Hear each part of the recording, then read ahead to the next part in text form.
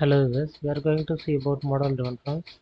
So we have two types of forms in Angular. One is template driven forms and another one is model driven forms. So model driven forms is for reactive applications. So we need to get a large number of logic things inside this, so we can handle it easily with the model driven forms. Template driven forms are like for simple forms, there will be no much activity, so just it will be just for a single purpose. We can use the template driven forms, but model driven forms we have to use for a large scope. Okay, so for large scope functions, model driven forms are best. So I have a model driven forms here, so I have some set of ideas here. Okay, so and then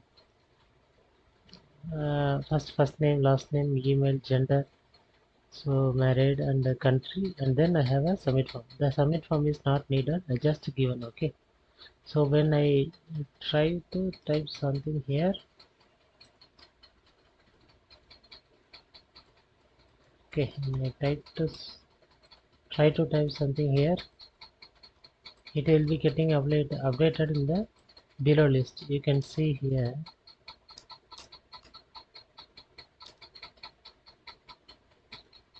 see all these details are getting updated immediately. So this submit button is not needed, I just keep it. Okay, so likewise, whenever any changes occurs here, this change will be immediately get affected and it will be posted to the front end. Okay, so the customer will have a good interaction with this. That is the main motto of this. So I have only a few keys for this, but it works effectively. So this is the main advantage of this one. If you see here, if I change that also,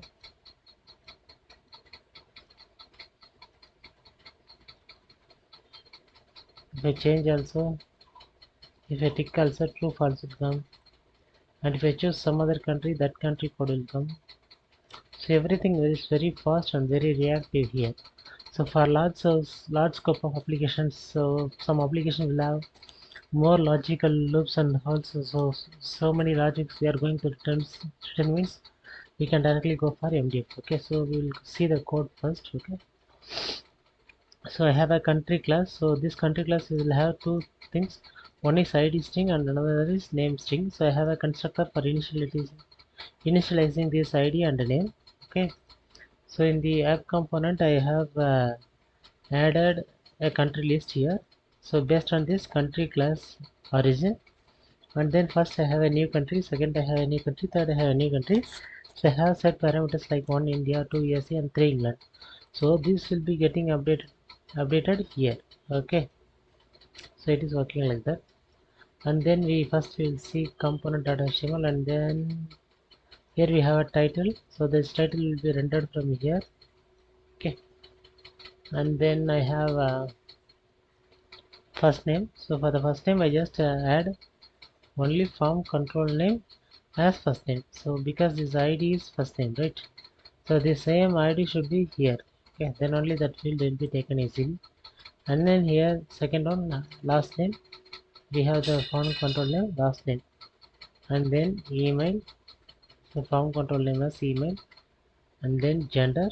So I have ID gender, so I will take both these values in the same ID. Okay, so form control is gender here, and then here form control is this married, so this is married field.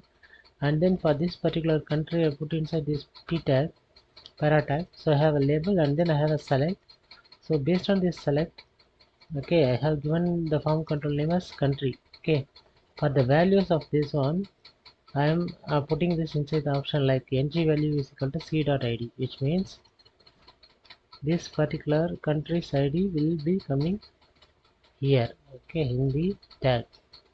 And if we go for ng's for star ng bar, and we have the country list and we are getting an instance of the country list C, and with that I am pushing the C dot name. For this I have written logic here, so this is enough for that, so that it will take for which country which ID is there. Why every time if I give new, so this class instantiation is done, and then this ID and the name as as inputted here. Okay,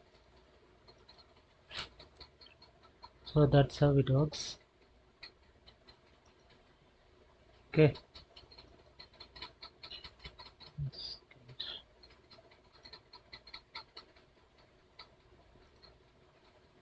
if you see here, the select value is there. If you see inside this option, we are having the ng value as 1 and name as India, ng value as 2, name as USA, ng value 3, name as England. So that's how it adds the values. Okay, so based on these values, it takes the country code here. Okay, 1, 2, everything will be taken back like that. Okay, so once it is done, I did no need for submit form. Okay, so I'm just pre-printing these values inside the pre-tag contact form dot value. Okay, so inside this component ES only we are going to handle all these things. So first I need to get control of these all these inputs. Okay, so that I'm using this form control. Okay, form control name. Okay, so it will take the first name, last name from this form control names. Okay, so here in this contact form. Okay, so I have a form group. So inside this form group I have many form controls. Okay, so these form controls are coming from the component.html and new form control. So country is married, gender, email, last name, first name, everything will come under the form control. Okay, and then these form controls are formed as a form group, and then this will be pushed to the contact form. Okay, and this contact form will get all the details and store it here, and this contact form is pushed here. Okay, contact form dot value is pushed here, and it is considered as a JSON, so converted to JSON. Okay, so if any submission, application submission kind of things is there na, I can just submit this contact form. Okay, for that purpose I used this code. Okay, if I want to submit to some other application, some other code, or to the if I want to convert this to a data source. Okay, for example, I have a service class. Okay, for example, okay, for service. So in that service I want to have a add method. Okay, get add method, that is post method. So I can easily push this dot contact form. Okay, then this form will be pushed to the service layer, and the post method will take care of this particular contact form, and it will be added to the backend. Okay, so that's how it is working. Okay, for just a pre-printing purposes only, this is enough. Okay, so if you see that here, so it is not okay. So it is executing the form, and it is printing this contact form dot value. Okay, this one. Okay, first I will give some value randomly. See, it is updated immediately with the help of the form control. It gets the values and easily push it over the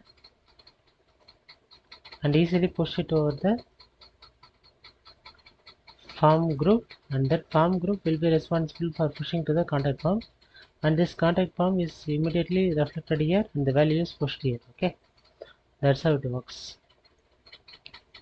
Thanks guys.